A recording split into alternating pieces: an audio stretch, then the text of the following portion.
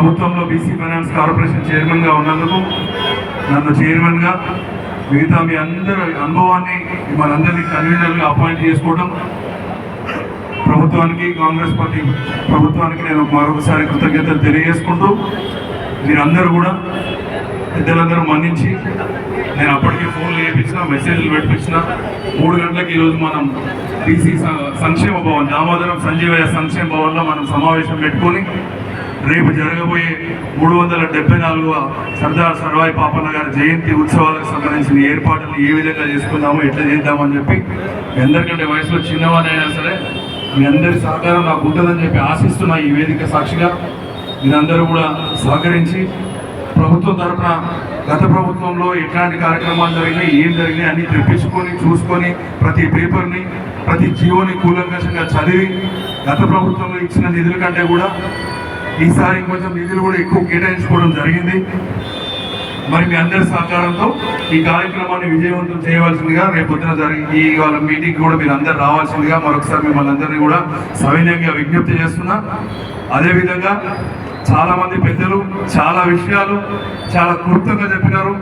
ఖచ్చితంగా రాబోయే రోజులలో కాంగ్రెస్ పార్టీలో ఉన్నప్పటికీ కూడా, అది జాతీయ పార్టీ అయినప్పటికీ కూడా, కొన్ని కులాల ఆధిపత్యం కాంగ్రెస్ పార్టీలో ఉన్నప్పటికీ కూడా సరైన వేదికల మీద నా కులాన్ని, నా బలాన్ని ఖచ్చితంగా నేను రిప్రజెంట్ చేస్తా.